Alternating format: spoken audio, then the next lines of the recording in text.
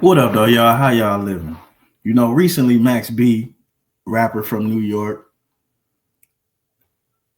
I don't know how to tell you who he is if you don't know him because he hasn't exactly had no big hits.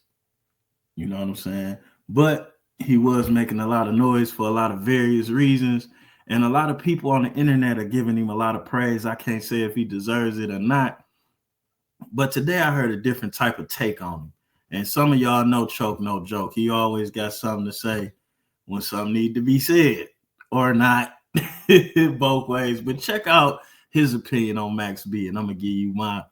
The flip side of it is a nigga lost his life. Yeah. Rest in peace, David Taylor. He lost his life because Max B was being a bum ass nigga. You know what I'm saying? His girl, the girl Gina, she was a stripper or something. And he talking about this horrible mentality that people have to whereas you don't have to work for it because somebody else got it, and by hook or crook you can get something out of them, which a lot of people feel that way. They may act like they don't think that way, but that's exactly how they feel, and their actions show it. But let's go. That worked at Sin City, I believe, and she hanging out with some dudes. They got the bag, or at least they look like they got the bag because they at the strip club, they throwing money. You know what I'm saying? Nah, they had the bag because they were scamming and so on and so forth. So she tell Max B, yo, these niggas, they got the money, they up, yo, they got the, and he decides he want to put a plan together to rob these dudes, right? So we all know the smart nigga in the crew is going to use the less intelligent niggas to do the actions while they sit back and reap the benefits of it, right? Now that's where I disagree with Choke at. Now I ain't saying people don't use other people in the crew to do their bidding for him, but if he was smart, he wouldn't involve nobody else at all. If he was smart, he would have did some recognizance. If he was smart, he wouldn't have hit the lick while they was with the chick. I'd have caught him at the car. Me personally, I'd have caught him at the car because you can't do nothing at that point. Chances is the way you got this, you know what I'm saying? And if you lugging around 100,000 that can cash, you're not putting that in your pocket. So I'd have just hit him at the car, made it look, and took the car too, made it look like a carjacking, left the car around the corner, kept it moving. That would have been smart. You ain't have to kill nobody or nothing, or expose the chick. But what he did is typically what dumb people who think they smart do. Mm-hmm. So, which means he didn't play front line in his plan to rob these niggas, right? So they get the girls to take them to the hotel, this, that, and the third. He sent his brother, what's his name? Pooh Swain. I can't think. I gotta look it up, right? But anyway, he sends his brother and the chick.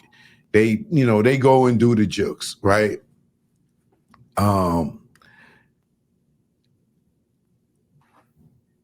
The dude that they thought had all the money was with the girl Gina. They in one room, right? So niggas bust up in there, whatever. They go to rob the money that they think.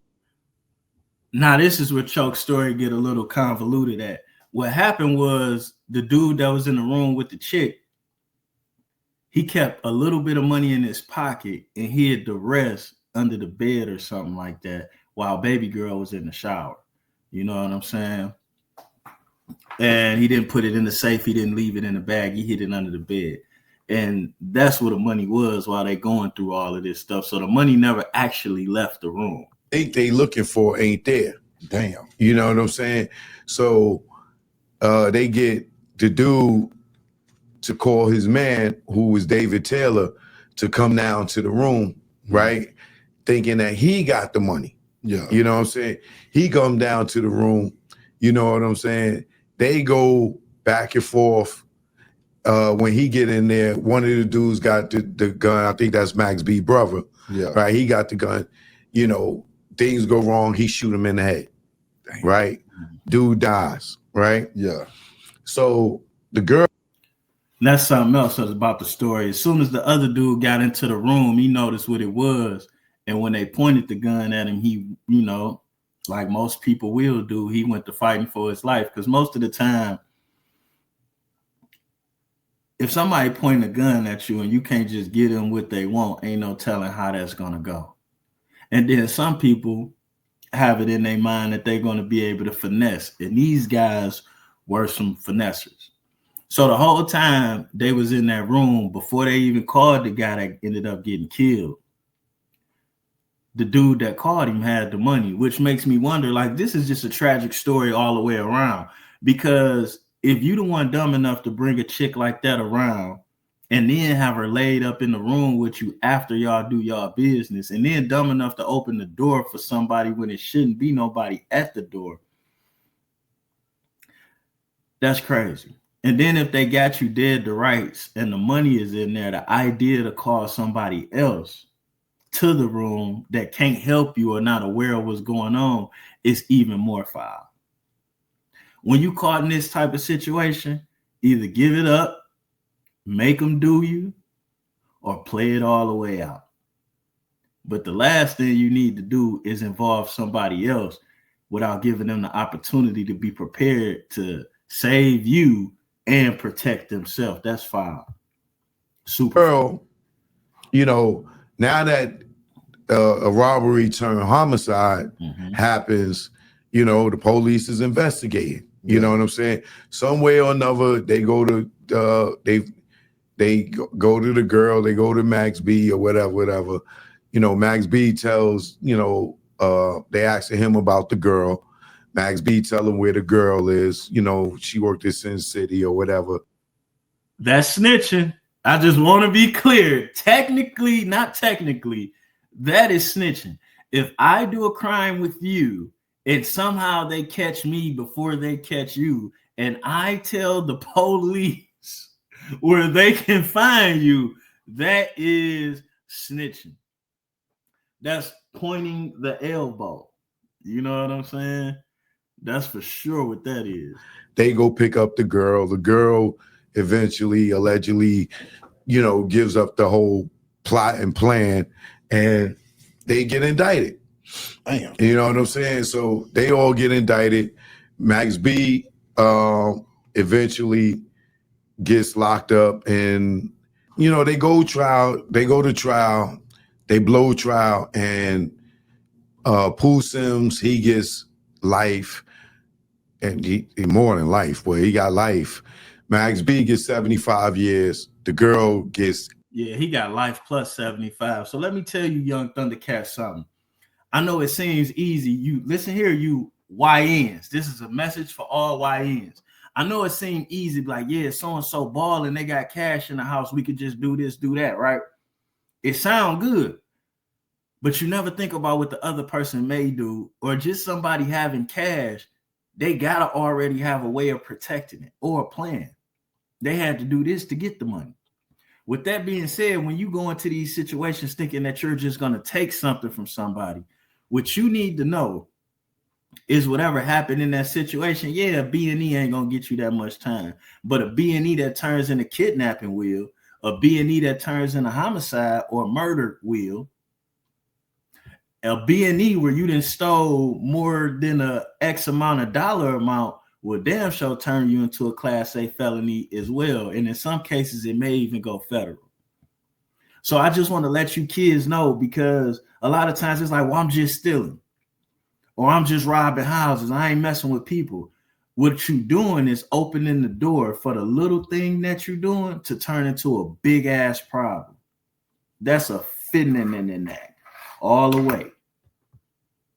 18 years. I think she did like 15. Right. My whole thing is this, you know, people be saying, oh, Max B wasn't there. You know what I'm saying? So what? Max B wasn't there. Yeah. If niggas wasn't being thirsty to go and rob some other niggas for what they hustled for or money they made, whether it was legit or illegitimate, right? Yeah. You gonna rob these niggas and the jukes go wrong and somebody pops somebody, you know, it's still a robbery homicide, right? Yeah. Facts. So I feel like, okay, yeah, it's good that he came home, right? But at the end of the day, even though he had 75 years and he went back on an appeal or whatever, he came back, he pled guilty to aggravated manslaughter, meaning manslaughter is killing somebody. Yeah. So if he pled guilty to it, stop telling me, yo, he wasn't there. Yeah. That's what he pled guilty to. You know what I'm saying? Meaning he's taking responsibility for his actions and setting up the jokes or whatever. And now his man got life, right? He ain't saying, yo, free Pooh Sims. He ain't running around with free Pooh Sims shirts. Yeah. You know what I'm saying? That nigga got life. He might not never come home. He may not never be able to give back some time.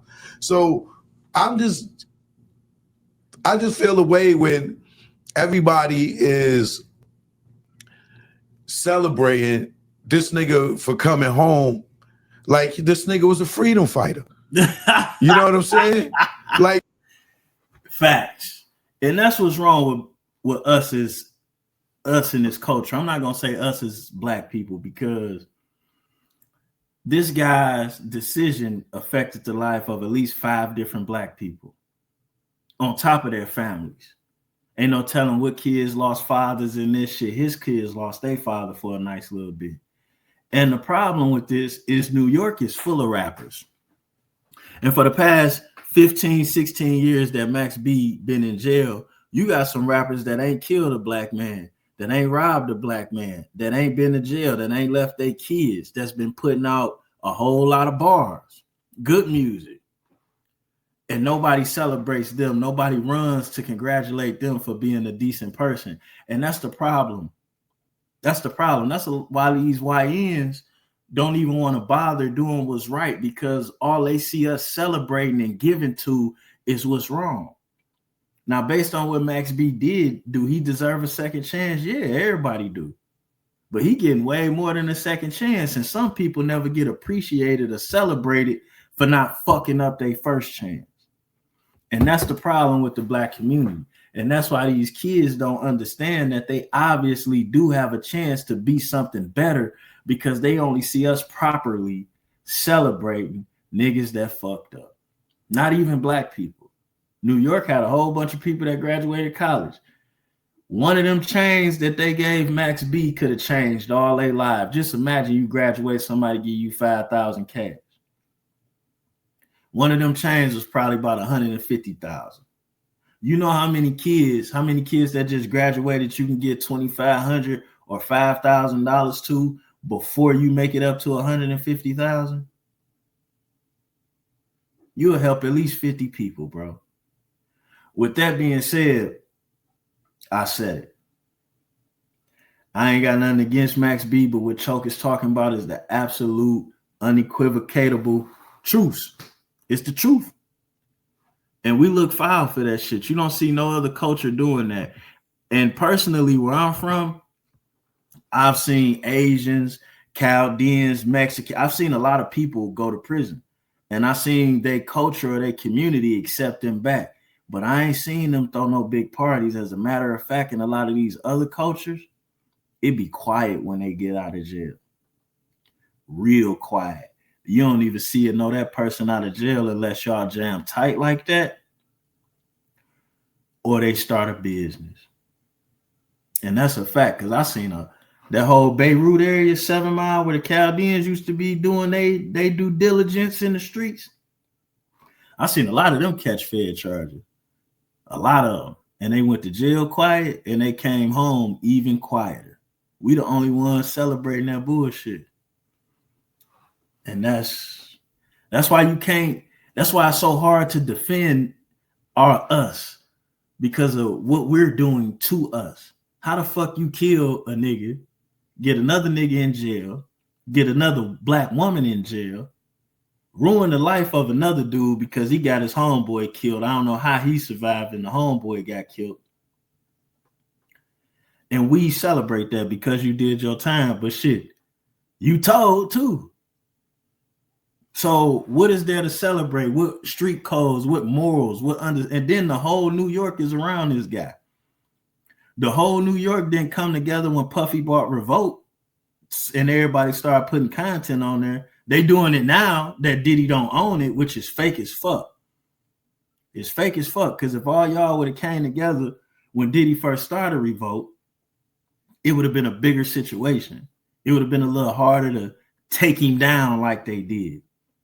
But y'all allowed Puff to get took down and not all y'all on Revolt.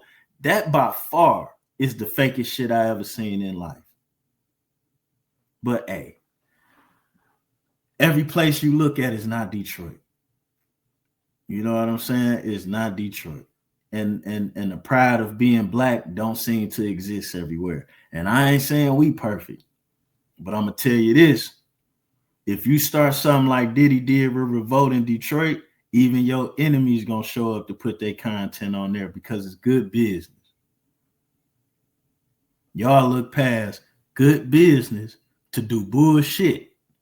And then when they come pick you off the tree, you mad because it ain't no protection. But what did you bring to the table of protection when it was your turn to give? And most of these people have given nothing. And then look at this. Max B well into his 40s. He may be 50. And you got all of these artists coming around him to invest and put him out. Max B had a couple chances. Jim Jones signed him twice. How about y'all take some of that energy and give it to somebody we ain't heard yet, that ain't fucked up somebody else's life and theirs? How about that? But you don't. And that's the problem. Shit, we ain't helping our motherfucking selves. Cam say he gonna do right by Max because he didn't do right by him before. But dig here, that's commendable. That's commendable. But Max didn't do right by himself, bro. So why not pick somebody else that ain't made that mistake yet? Give them a chance. That's our problem, bro. And it makes it even worse because all of us not living like that. But the few of us are, put it on the biggest stage that they can find and make us all look like we agree with that bullshit. And we don't. You know, welcome home to that dude. His kids need him. You know, but to me, I don't get it. And then just think about it. Just look at how that looked to a kid. This dude went to jail. Somebody else had to bail him out. He had to sign a record deal he didn't want to sign to get the money. He was robbing people for money. But he come out of jail rich. What kid wouldn't say fuck it? What kid would believe, yo, I should go to school and do my work? Fuck that.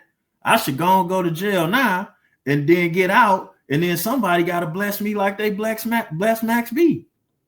Somebody got to bless me like they did, who else? BG. BG went to jail with problems, came out looking real good, didn't he? So, like, we doing that shit to each other. BG couldn't get the money he was supposed to get out of Cash Money before he went to jail, come out of jail, now he got everything without signing the deal. What kind of sense does that make? But these are the games we play. And that's why we getting stupid ass prizes. You know what I'm saying? But the problem is when other people's kids that just may be watching TV, that just may be listening to music, that just may be looking at Facebook, that just may be looking at school, when they hear these stories, and you got countless people who've had these situations or these comeuppance after going to jail, it's damn near impossible to get a kid to believe that they need to be doing what they're supposed to do, that they need to be staying out of trouble. Impossible. We out.